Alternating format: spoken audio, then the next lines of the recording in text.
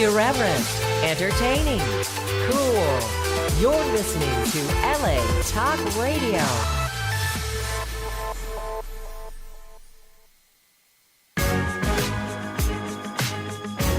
You're listening to What Women Want with Judy Goss and Kristin West, only on LA Talk Radio. Good evening, everyone. Thank you for joining us at What Women Want Talk Radio once again. We are coming into our fourth year now and have reached 1 million downloads between latalkradio.com's archives, iTunes, Google Play, and YouTube. Yes, I said we are now on YouTube. You can find us everywhere. So we're actively seeking sponsors for our show. And if we are everywhere, then your company or service will be also. So email us for a complete deck at whatwomenwantshow@gmail.com. I'm on the line with Kristin West, my co-host, and our show tonight is Get Your Motivation On. No matter where you are or what you're doing, we know you'll enjoy our show with conversation that feeds your mind and energizes your spirit and also makes you laugh once in a while. Okay, I used to have an issue with resolutions. I can't even say it, resolutions. And now I don't. I actually make them every year. This has been happening for a couple of years in a row. I make myself reorganize and restructure my life after the holidays. I feel like I go through the holidays and I kind of need to pick myself back up and get going again. But I used to say if you want to start something, then you shouldn't be waiting for the new year. If you start something and you want to keep it going all through the year, it doesn't matter what time of year it is, and it can really be an issue. Isn't that right, Kristin? Or maybe it's not for you. Oh no, keeping momentum is one of the biggest challenges I have, is keeping the passion alive for what you're doing, even when the obstacles are coming at you and you're inundated with all of the craziness, and not getting steered off track always comes up, no matter whether it's the simplest little change you're trying to make. Or is there one thing you go back to do when something kind of kicks you off gear? I try to make sure that my priorities are reflecting my long-term goals. If something is not working and it's not helping me in the short term, and it's really not necessary for me to hold on to it for the long term, I shed it. I try to adapt. But some of the things, they're subconscious, right? I think sometimes we don't even realize what's holding us back. It's true. I think you have to have a really big sense of honesty with self to really confront yourself with things that you may be avoiding. And, I think of David Bayer and what he said at the conference, that you have to, really get your excuses out of the way.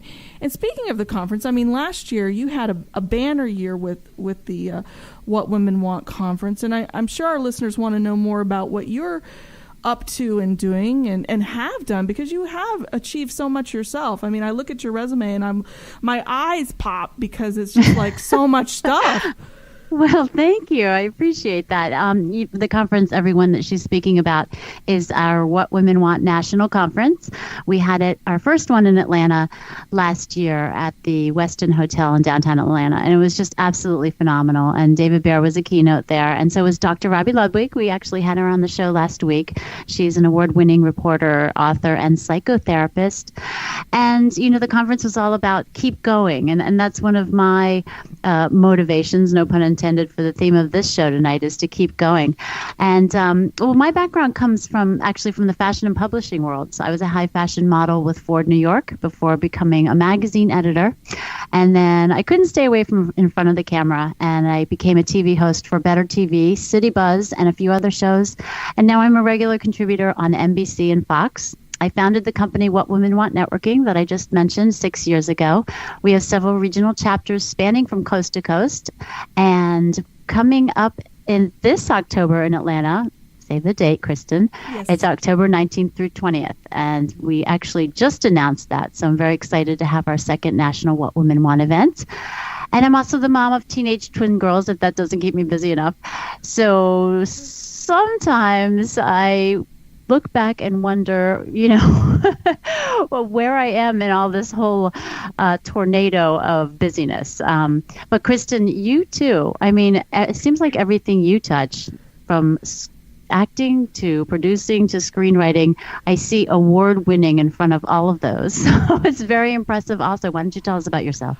Well, as you mentioned, I do act. I do have many credits in indie horror, and I've done a lot of film festivals. Seeking Valentina just finished its film festival run and won numerous awards. I'm also coming out in theaters soon, hopefully with Hell's Kitty this year, and The Lich is also in post-production, and a short film that I had a strong supporting role in, The Spirit Room, just got its first award.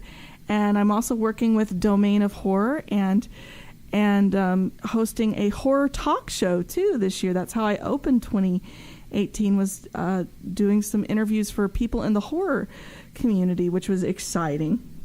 Yeah, that is exciting. Everything you're doing is just awesome, and congratulations on all your successes. Making a movie, I would think, takes a long time and would take that kind of motivation that we're going to be talking about tonight. So we're going to find out a little bit more about how that works. We have a mind-body expert coming on first, Cara Bradley. She's a teacher, entrepreneur, and best-selling author of On the Verge, Wake Up, Show Up, and Shine. An expert in the field of body-mind intelligence, Cara spends her days offering no-hype advice and essential practices to optimize your energy and shift from crazy busy to high-definition living. Welcome to the show, Cara. Oh, it's great to be here. Thank you both for having me. Well, it's great to have you, and I'm on the verge of reading your book. I've actually gotten about halfway through it, and it's very impressive. You're impressive in the way that you have so much just alive energy. When I met you, you just seem lit from within. So I want to get all the secrets and advice and the how-to of how you did that. You just seem to have an innate energy about you. Do you think you were born with that? Well, that's such a great question. I've always had a lot of positive people around me, so I feel very fortunate with that. But I think that, for me, I'm very curious, and I just don't want to miss anything. I was one of these little social butterflies as a kid, always in other people's business. Like, I just don't want to miss anyone that's having fun or anyone that's doing something really cool. So I think with that, I kind of grew up with a no-fail attitude. It's like I just want to stick my nose in everything and not really worry about the consequences. So I continue to do that into my adulthood as well. Well, I'm not sure how exactly you stuck your nose into everything when you were a competitive skater. Now, doesn't that take hours and hours and hours out of your day, in addition to school and everything else? Yeah, so I was a competitive skater. I wasn't that good, I got to be very honest with you, but I skated a lot. But did you get paid for it? I got paid as a teacher, yes. Okay, so you were good. You were better than good. Yeah, what?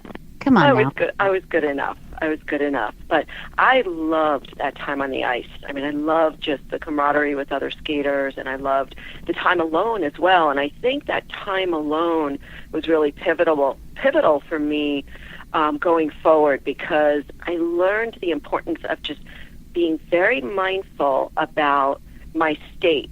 And it's something that you were both talking about with your resolutions.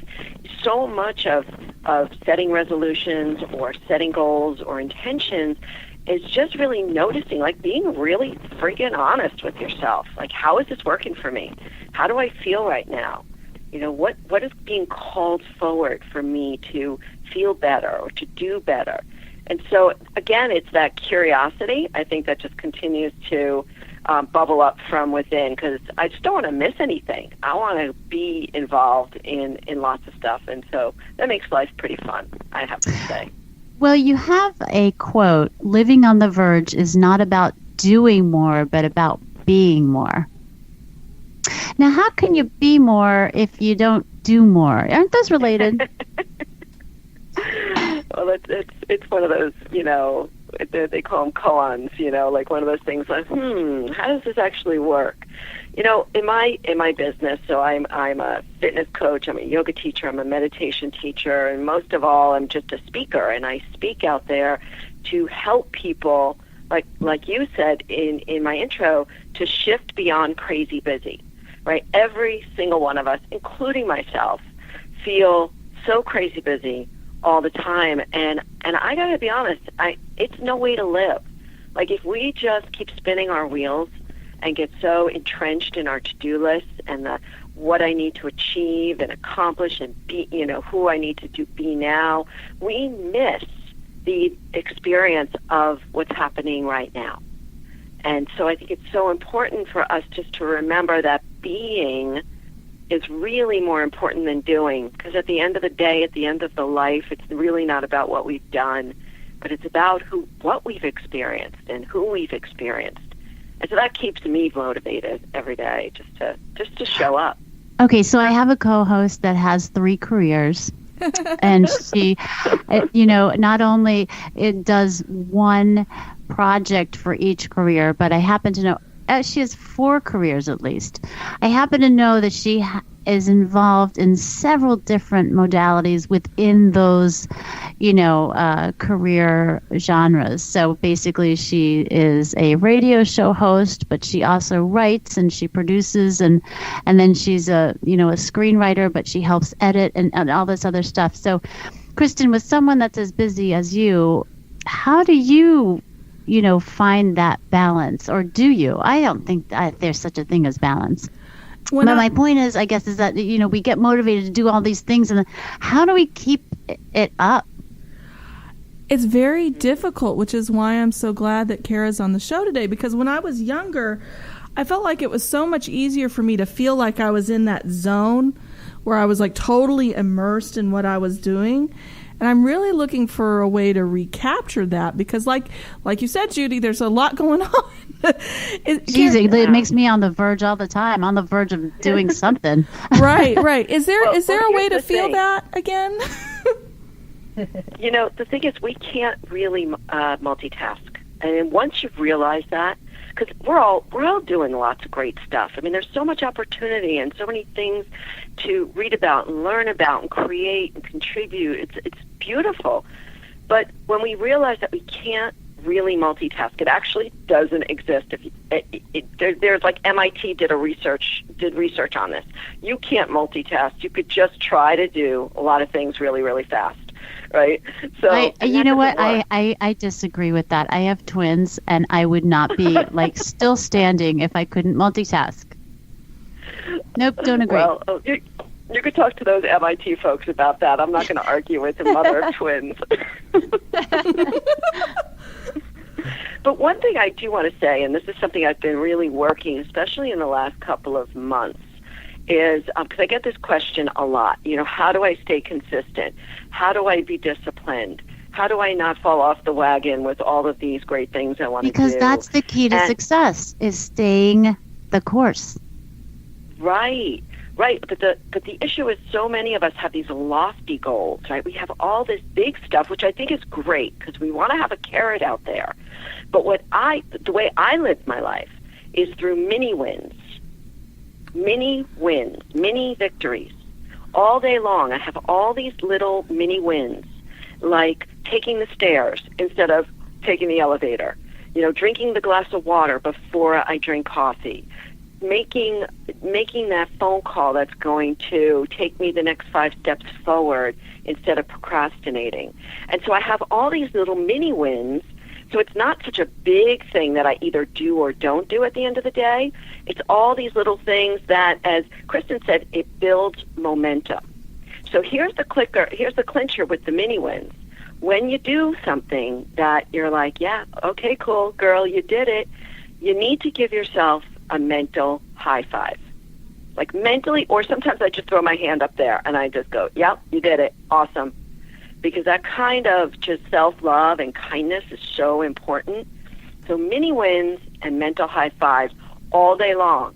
And it accumulates, it builds momentum, and it builds confidence, and it's fun. I like this concept. No, I like this concept because I think sometimes we feel like, oh, I should already be doing this. And I read this article on Bustle that our friend Randy Levin actually shared on one of her social feeds about things you have to do to be successful at adulting, and sometimes our good habits evade us. We want them so badly, but they evade us, and we think, oh well, I should already be doing it because I assume that everybody else is doing it and they're so much better than me. But sometimes you really do have to acknowledge that you are repatterning your behavior and really take the time to reward yourself for that. I agree with that. Yeah. Now, part of the thing, too, I think that we have to deal with in the new year is a lot of people, they want to cleanse out the old year and create new energy, but sometimes there are toxic things and situations in our lives. And, drama is great for TV and movies, but it can really take a toll on our daily lives. And toxic people and situations can suck our motivation away from us if we're overexposed. Is there a fast way to unplug from too much drama in daily life? Such a great question. He who asks, living out in Hollywood, California. Not that has anything to do with it, but I mean,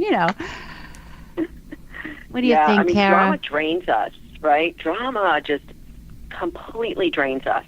Our drama, somebody else's drama, even the drama in politics, anything like that, it is like a leaky faucet. Like, if you really think of that, and, next time you get caught up in somebody else's drama or you start perpetuating your own, drama just, it leaks energy. We get drained.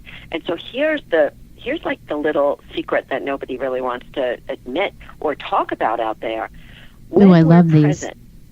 I know, aren't they great? When we're present, when we're just doing whatever it is we need to do, like chop the carrots or peel the potatoes or fold the laundry or drive or write an email. When we're present, it's like being plugged into a transformer. Presence fuels our energy. So I like to tell people drama drains, focus fuels. But I get drained when I do laundry and chop carrots and do all that other stuff. And I feel like if I concentrate on that, then that's going to make me tired. How does that make sense? You got to love your laundry, Judy. Love your laundry. Yeah, I hate cooking. That's true. So you're saying basically more of an awareness.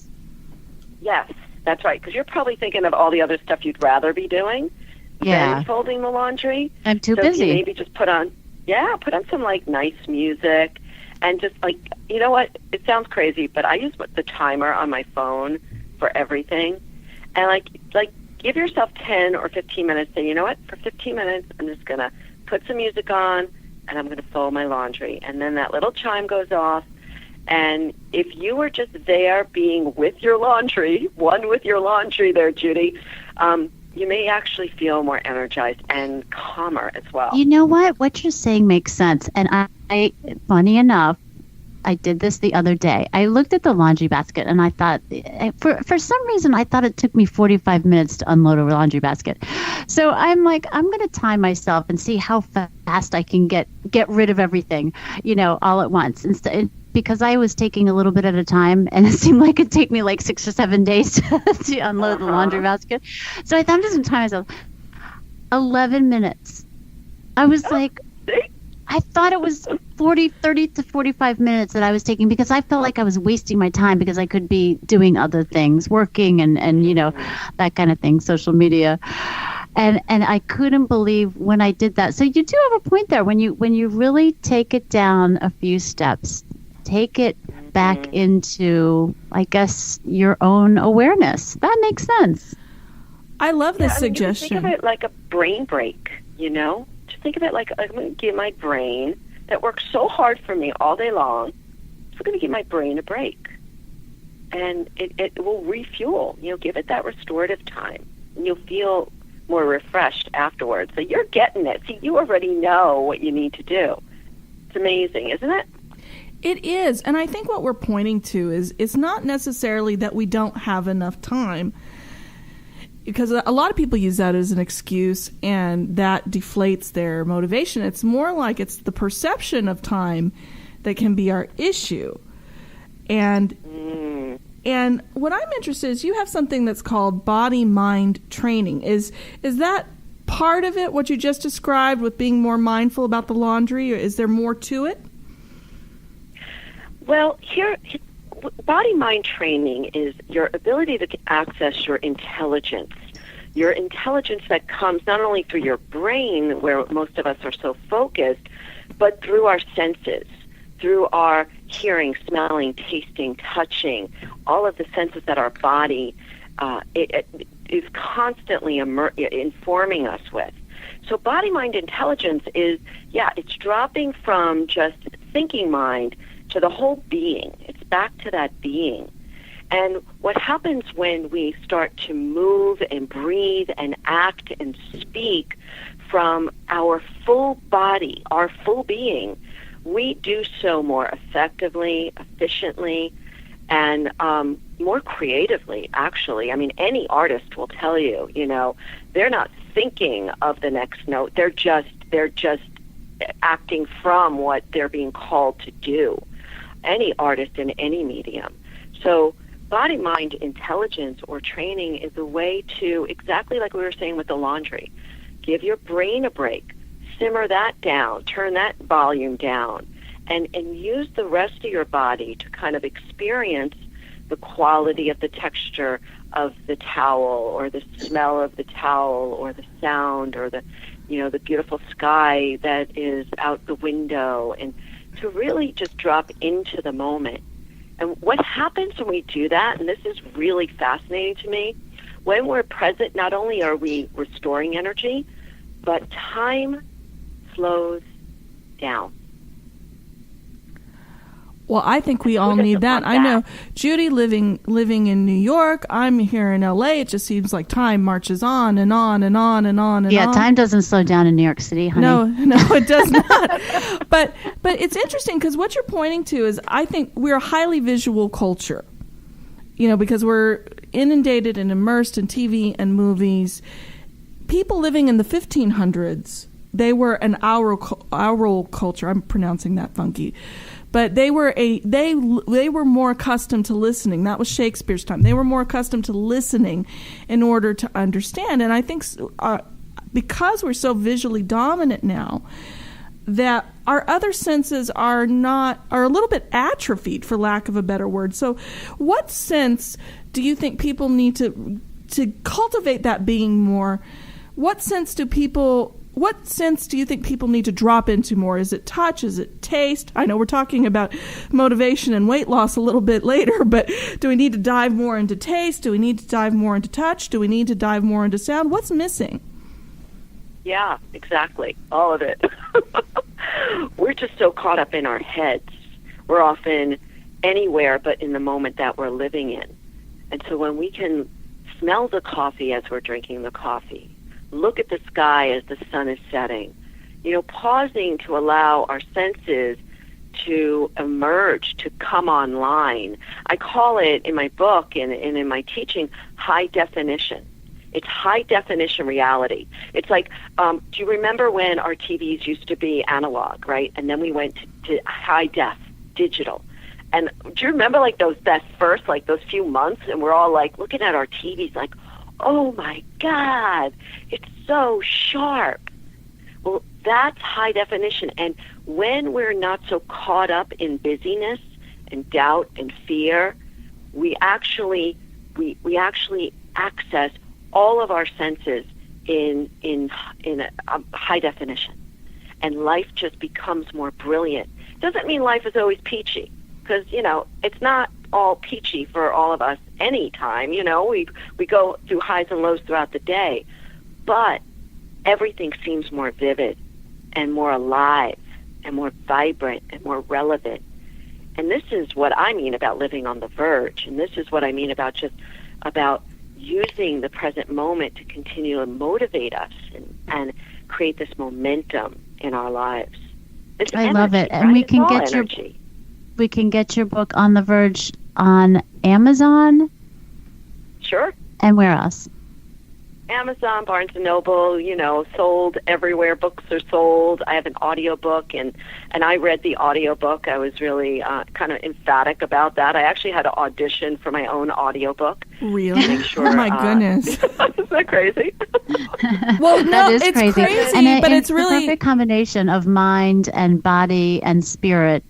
The book is really, really great, and I'm sure it will help a lot of people. And I would just love to go on and keep talking about this, but we do have another guest to get to, and I really appreciate you coming on the show, Cara. I've always been impressed with who you are and what you do. And where can we find you as far as your websites and on social? Well, thank you, and thank you both for having me on. It's a great time of the year to be talking to your listeners.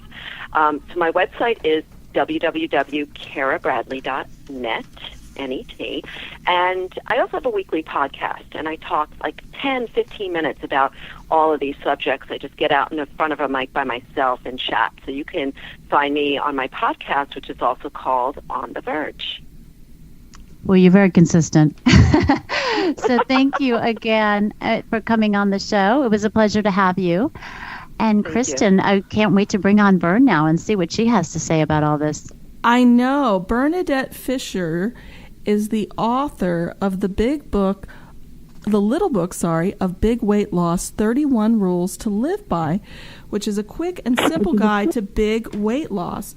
Now, Bernadette wrote her unique little book after losing 66 pounds in 30 weeks, and she wants to inspire others to ditch the fad diet advice and focus on real results instead. And her book is now available in 22 countries and in 15 languages, and it was just released in the United States. Welcome to the show, Bern.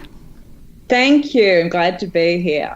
Well, we're glad to have you, and my goodness, you have a story. You started off as a makeup artist to the stars, and now you're a best-selling author. That must have been quite a wild ride for you. Yeah, it's been a surreal ride. I can't even tell you. I still work as a makeup artist, and I work in fashion. I used to travel the world a lot and work on celebrities, advertising campaigns, fashion shows, but I always had a really big weight problem. At my heaviest, I weighed about 286 pounds, and I was diagnosed as morbidly obese. My doctor was freaking out. She's like, "You have got to lose weight." I'm like, I know. And I just couldn't find anything that actually worked. I would always regain weight, and oftentimes a lot more than what I had started with. And it was really, really depressing, to tell you the truth. So it's been a long-term struggle for me, my weight. And I'm sure with the traveling, yeah, sorry, go on. I'm sure with the traveling, that didn't help matters. Are you still working as a makeup artist, or are you a full-time author now? No, I'm still working as a makeup artist, and I'm writing as well. So I am super busy, like Cara. I'm just juggling like everybody else. So, yeah, I'm really busy all around, to tell you the truth. So what actually happened is after my doctor gave me that really bad news, I thought, I'm actually just going to take this in hand myself. And I started doing research, and I started reading medical reports, and I read anything that I could get my hands on. And I also spoke to a lot of the models and the celebrities that I was working on, and I would say to them, how do you, rather than talk about their love life, which is what you do half the time in the makeup room, It's true. Okay, now we're going to have to get some love stories out of you. We're going to have to get some Daily Mirror level gossip out of you in a minute. Oh no, sworn to secrecy. It just stays in the makeup room. What happens in the makeup room stays in there. So so I'd ask them things like, why are you carrying those, peanuts with you, and why are you ordering a salad for lunch? And I'd get a lot of tips from the celebs, and it's not just celebrities, it's models, but I also work on athletes, people like that, Biggest Loser trainers, a lot of those sort of people. So I ended up with a lot of really good tips and a lot of things to think about. And if I thought something sounded really good, I would come home and I would Google it and I would try it on myself. So I was like a guinea pig. And then if it worked for weight loss, I would keep it. And if it didn't work, I would discard it. So and eventually Sorry. So what was the wackiest tip you ever got from any one of your clientele? Was there one that you thought, oh my God, I don't know? One that I hear repeatedly that does not affect my weight in any shape or form, but a lot of people say it, is the lemon juice and water in the morning. A lot of people say that, and it's like, okay, I've tried it. No, doesn't do a thing for my weight. What do they say about it? They say if you drink lemon juice and water in the morning, it'll really help your metabolism get a kickstart, and I have not found that to be true whatsoever. It's interesting. So, I hear that too. I have friends who swear by that, and I will just have to try it for myself and be more disciplined about it. But now, did any of them recommend fasting at all when they were? Yeah. Yes, a lot of people. Fasting has become quite a thing, and it's. I researched fasting as well because there is a lot to fasting, and what I found worked is I would stop eating at 7 p.m. at night. That's, like no more eating after that, only green tea. And then I would not eat again until 10 a.m. the next morning. So I've got, quite a substantial window of fasting. And that really increased my weight loss. That was a great thing. Fasting's a good thing. So no midnight snack for you. I think no. I think people think a fast has to be this long, drawn out thing. I know people are into their juice cleanses here in Hollywood, and there are all of these different fasts you can do. And I think a real true fast in an intelligent and informed way is kind of a lost art. If someone wanted to really dive into a fast, do you have any other tips for them?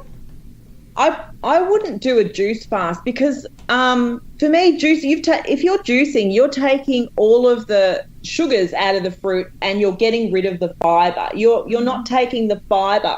I say to eat the entire fruit because you're missing out. If you're juicing, you're getting rid of the good stuff. So a juice fast for me I would not do because the fibre also makes you feel full. So if I was when I fast, I just have green tea and water. So it's really simple, just green tea and water. And that's how I fast. And I do it for a period of time overnight. And it really works for me. I feel amazing doing it. And even, I will keep doing that probably till the day I die because I feel so good doing it. I have a question. Of course. Sure. The name of your book is The Little Book of Big Weight Loss, 31 Rules to Live By. Why 31? Is that one day of every month, or what? Where'd you come up with that?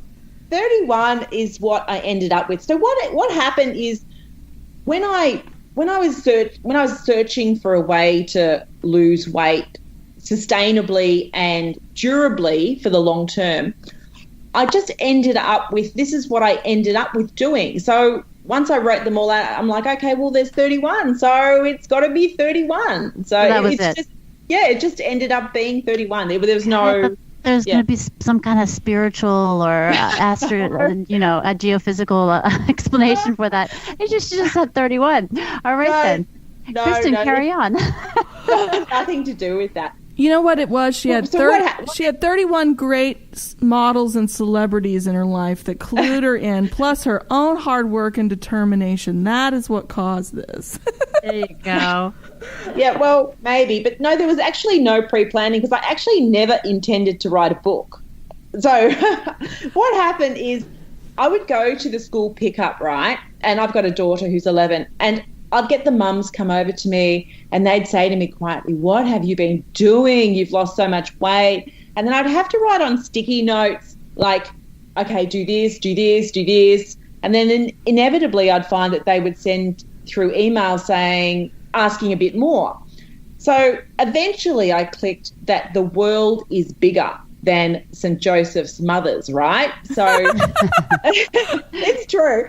And I thought I'm going to write a book, and even though I've never written a book in my life, and I'm going to write the coolest, simplest little book that would have helped me when I was really overweight and struggling, and something that anybody could afford because I was brought up in a financially challenged household, and I wanted it to be pretty cheap. So anyone can buy it and anyone can read it in an hour and just, I was going to say, it's like you're reading a bunch of Post-its. I mean, it's very well organized, but it's got huge, drawings on it. And if you look at it, the type is larger and it's just a bunch of fun.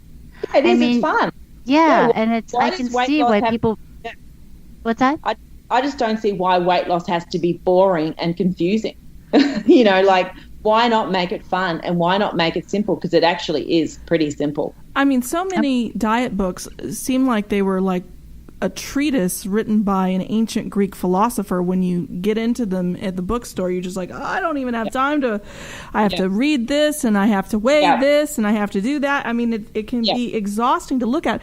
And yours was so accessible. And so from Post-it notes to your friends, to you self-published your book, and then there was initially, and then there was a bidding war for it. Yeah, that's like what happened. It's crazy. Like when I think about it, it's still crazy. So this is what happened, right? So I wrote the book, I put out a press release, and I was inundated with orders. I got like thousands of orders. I had to get my daughter to help pack the books. It was crazy. And so then I had publishers contacting me saying, can we come and see you? And I'm like, oh my goodness, I know how to deal with a celebrity chucking a tantrum, but I do not know how to deal with publishers, right? So that's great. And then so I thought, well, I was talking to my mate, Kylie, and we said, who has sold the most books in the world? So we Googled, and it's J.K. Rowling. And then we're like, who is her literary agent? We found out it was the Blair Partnership in London. So I contacted them, couried them a book, and basically they said, we love it, we love you, we want to sign you. And I'm like, awesome, done. So they're the ones dealing with all the publishers, and they're the ones handling all of the bidding wars, because there was bidding wars in many countries for it, because it's unique and it's different and it works. It's interesting. Yeah, I mean, I'm looking right now at a double page, and on one page is rule number 14, and there's someone sleeping, and on the left side, and on the right side it says, I try to get 9 hours of sleep a night. And it's such a simple statement and concept, but I actually took a double take when I read that, because I thought, right, 8 to 9 hours, and I was about to turn the page, and I thought, wait, when do I get 9 hours of sleep? So it's simple, but it really does make you think. Yeah, it does, because we're all so busy. I know, as you guys were saying earlier, we are all flat chat, and we're all stretched way too thin. And sleep is unfortunately one of the things that is the first to go. We sacrifice our sleeps to try and get more done. But the pure fact of the matter is that if you are trying to lose weight, you will benefit from a good night's sleep. It will actually help you lose weight. So it sounds weird, but it's true. There's many medical studies that back that up. And think about it too. If you're really tired and grumpy, the first thing, I don't know about you, but the first thing I will do will be reach for a sweet snack, because I just want some energy. But if I'm well rested, it's much easier for me to stay strong. Do you get that? I totally get that. And I think sleep is one of the challenges many people have is that they feel they're not doing enough. They're motivated to do stuff. The things they do don't take. It's not working for them. They work even harder. They push and push and push. Next thing you know, they're only getting 6 or 7 hours of sleep. They're doing more and more. It's just like this snake that's eating its own tail, because you feel like you have to do more and more and more and more, but you accomplish less and less, and then all of a sudden the pounds start packing on, and you're just like, what happened? And that doesn't contribute to staying motivated either. Right. But you guys are kind of freaking me out right now, because I have to leave for the airport in like 8 hours, and I haven't finished packing yet, and I've got 2 kids downstairs still doing homework. But anyway. Oh, don't worry. Packing takes like 10 minutes. Yeah, no. It's Judy, like, all you got to do is put some music on. Right. look inside myself, do some laundry. But no, but it's true. I mean, we're spinning out of control sometimes, and it's just doesn't. It certainly we get motivated about things, and into the theme of the show. I think it's easy to get an idea and do something, but not stick with it. So kudos to you for for sticking with that and really going through with it, and then writing about this so other people can benefit too.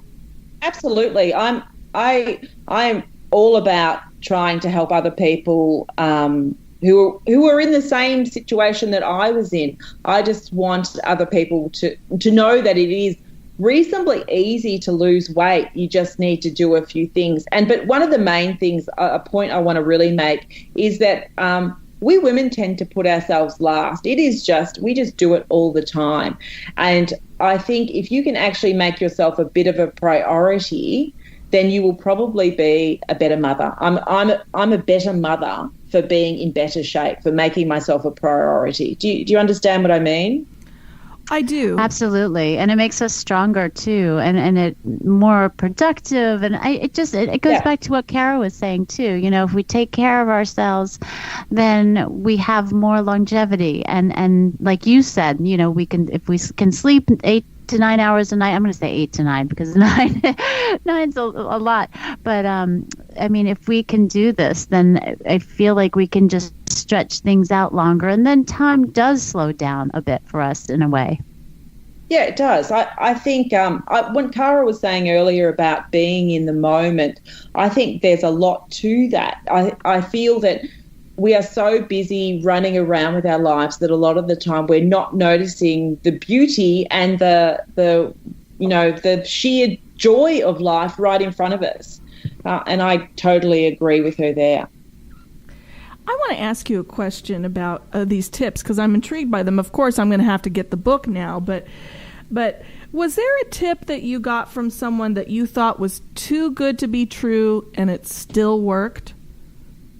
I was skeptical about green tea. I was like, really? Green tea? Like, that'll help me lose weight? And but I looked into it, and there's been many, many studies on green tea, and it is just a fact. It just helps. It helps you metabolize and it helps you lose weight. So it's a little thing. These are all little helpers. Some of the points in my book are like absolute winners in terms of weight loss. Say like getting rid of sugar. That without a doubt that has a big impact on weight loss. But there are little things that will keep it moving along at a really good rate, and the things like sleep, and the fasting is a big winner. But green tea was something that I was a little bit skeptical on, but then when I looked into it, I went and I tried it. I thought, no, I think that absolutely helps. So I'm a guinea pig. So I've tried it on myself. Try it. How do you see, I guess, what advice would you give to someone? What you said was so poignant that, it's one step at a time, and sometimes the little things, work the best in the end. Yeah. But the thing is that you have to stick to it. So what's your best advice to someone who is just starting out and it's taking an awful long time to see results, yet they do see a little bit here and there? What can we do to kind of keep just moving forward and working towards that goal? Okay, I was thinking about that this morning as I was out for a walk in the beautiful sunshine here, and I was thinking about motivation because obviously we've all just had Christmas, and we've all celebrated, and it's hard to sort of get back into the rhythm of not having a vodka. You know what I'm saying? Like, just it's hard to get into the rhythm of being completely healthy again. So what I did yesterday, I was on set yesterday, and I actually wore a pair of jeans that are a little bit too tight for me. And it just reminded me all day that be healthy. When I was looking at the snack table, which is full of, crisps and soda and chocolate, and I was like, there is no way, because these jeans are not feeling that great. So that for me was a little motivator. But for someone who is starting out, I would say I think weight loss is a mental game. First of all, it's a mental game. So be kind to yourself. That's my first word of advice. Be kind to yourself. You are not going to, if you take on everything at once, if you take on all of my 31 points at once, you are setting yourself up for failure. You need to take it one day at a time and one thing at a time. So you just add in these little incidental things, and next thing you know, you will be losing weight, and it will just. And I just want to interject and say this is for almost anything that someone takes on, where they're taking that first step, whether it's a career change or going through a divorce or whatever it is you're doing. Is that those little steps add up to big steps after a while, and you have to take enough of the little ones to see the accomplishments, the achievements. That's right. That's right. And I think a lot of us have been, we've believed a lot of the diet advice that, low fat is good. And, we've believed all of these conflicting advice. So a lot of us don't know what actually works and what is actually real. And I think, weight loss is quite simple. So I think if you take on one thing at a time and just don't get distracted and just be kind to yourself, and if you do mess up, if you mess up and have a cookie, big deal, get on with it. Next meal, back on it. It's a constant mental, like, I can do it, be positive, talk to yourself and have positive reinforcements. And I think I think it's a mental. I think weight loss is such a mental game. Well, I think all of life is a mental game. Don't you, Judy? It's how we approach it mentally that's the important thing. You just took the words right out of my mouth. I was just about to say that I feel like everything that we set out to do starts with the mind. It does. I really didn't realize that until the past few years. I don't know why. I guess consciously realize it. Subconsciously, obviously I did.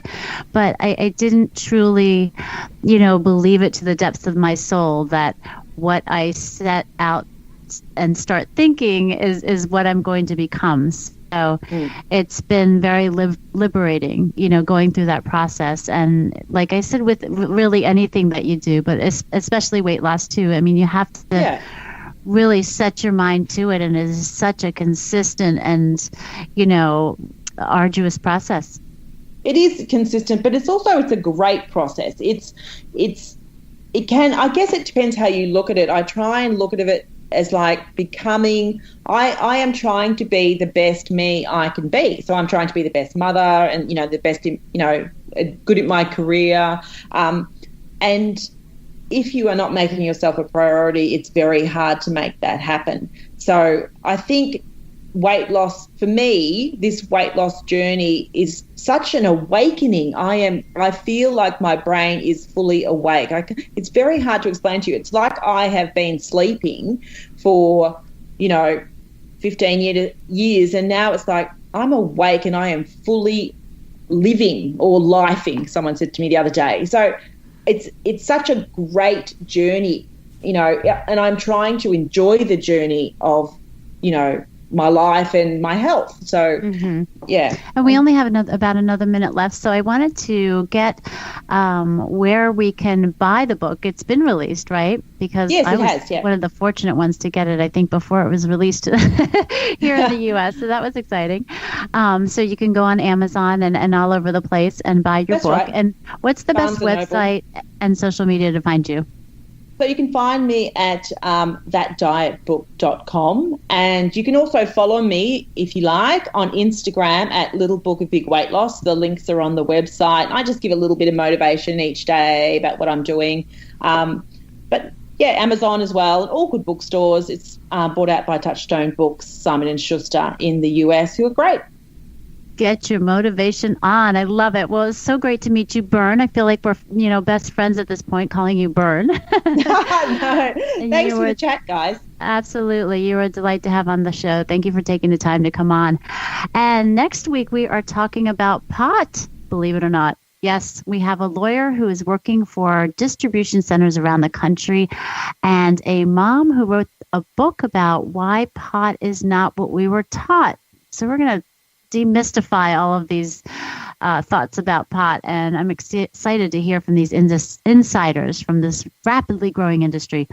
And remember, subscribe to us on YouTube. Don't miss one show. Go to whatwomenwantradio.com for more info, and we will see you next week. Good night, everyone.